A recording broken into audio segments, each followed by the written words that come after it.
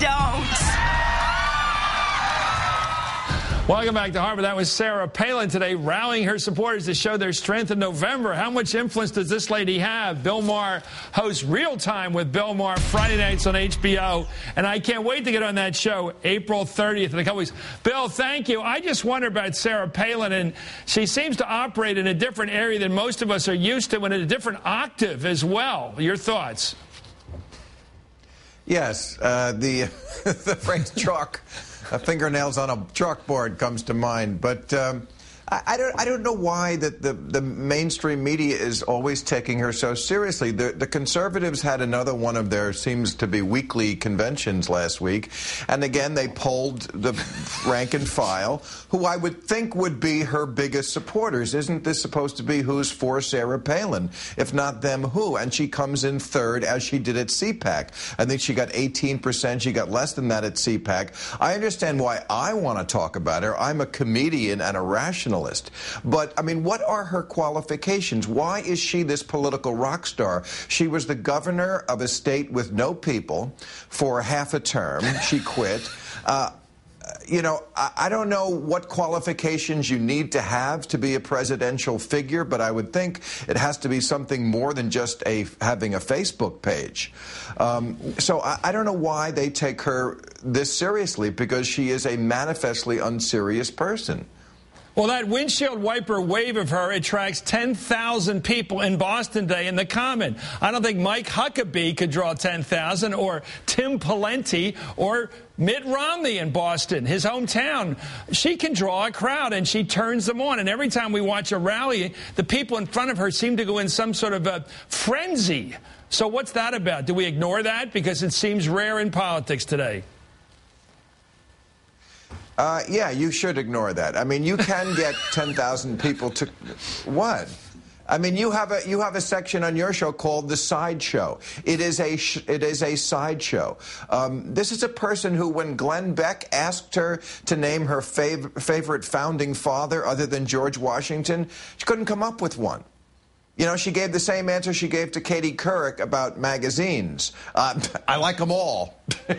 Yeah. You know what? Let's not even go into specifics about that one. But when you read it, the thing is, Bill, when she doesn't know answers to questions, and apparently, according to our sideshow element tonight, the deal is when she gives a speech, all questions have to be screened and approved by God knows who in her camp. But yet, when she gives a prepared speech from the stump, she's talking about the Crimea, she's talking about Ukraine, about Chechnya, she's got opinions about Iran. It's absolutely worldwide, the areas she's touching on. My own belief is she's got neocons scribbling all this stuff in crayon for her, and she's reading it out like she knows what she's talking about. But if you ask her one question, she doesn't know any answers. So I am a little bit puzzled, but I'm not really. Yes, I'd like to see her on Jeopardy, Chris. I would love to see her and Michelle Bachmann on Jeopardy. I think it would be the all-time low score. What do you make of those two ladies when they came out and did sort of a competition? They showed up together looking, well, they were attractive ladies, let's say that, and they were very good at drawing that crowd up there in Minnesota, which I used to think was Hubert Humphrey and G. McCarthy country, and now it's that country. Well, I think you're right. I think you hit on something there. They're attractive, especially to the Republican Party, which is not known as a party that really does well with the opposite sex. Usually they're doughy white men. And I think they look on Michelle Bachmann and Sarah Palin as, MILFs. And I agree. They're morons I'd like to forget.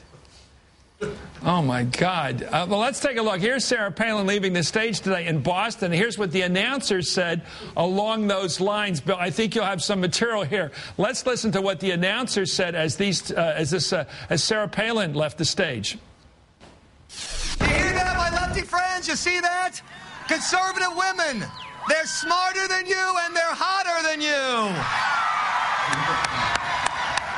Did you pick up on that little sidebar there? They're hotter than you. They're smarter than you. So now they do claim an advantage in that department of glamour for the first time, I guess, in a while. The Democratic Party used to have that edge. Now the Conservative Party, the Tea Partiers are claiming the glamour edge. Mr. Maher? Right, and this is the criterion we're using to judge our field for national candidates. You know, we have a terrible deficit in this country. You know what else we also have a deficit in? Female role models.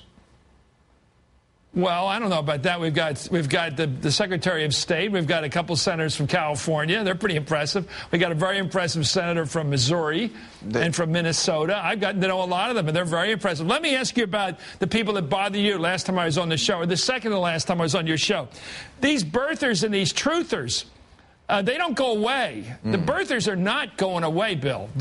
They still think this guy's not one of us, and they'd love to prove it. Right. Well, you know, they're just another sort of strain of something we've seen many times from the right wing, who are, if anything, sore losers. Remember when Al Gore was fighting for the election in 2000, and they had those signs, sore losermen? If anybody is sore losermen, it's these people. They do not accept any Democratic victory as legitimate. They did it with Clinton. Remember Paula Jones? They didn't care anything to get them out of office. The birth certificate stuff is their version of Paula Jones. It's just something to get this man out of office, because when they win, it just doesn't count. And of course, it's also based a lot on racism. Of course, if you go to a birther and say that they hate it, if there is one thing they absolutely cannot stand, it is being called racist. If there's another thing they absolutely cannot stand, of course, it's black people. Well, let's connect the dots. The governor of Virginia is talking about bringing back Confederacy celebrations and forgetting slavery, of course. The governor of Texas is talking about secession. His opponent's talking about nullification and interposition. The AG down in Florida is talking about what? The invasion of the state's sovereignty because of the health care bill. A lot of pre-Civil War antebellum lingo coming dripping from the lips of these Southern Republicans. I think there is a connection, myself.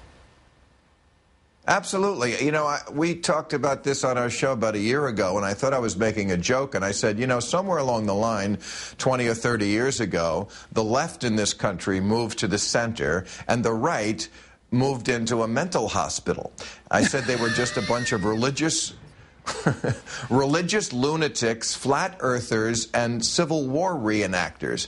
But that's actually kind of true. They are Civil War reenactors, and this sleazy idea that comes up over and over again now, that somehow we're going to recast the Civil War as a states' rights thing, or something about economic differences, you know, forgetting the ultimate elephant in the room, the slavery issue, that little thing. Yes, it was an economic issue. It was the original, it's the economy, stupid, because that was very cheap labor they had, Chris, very cheap labor.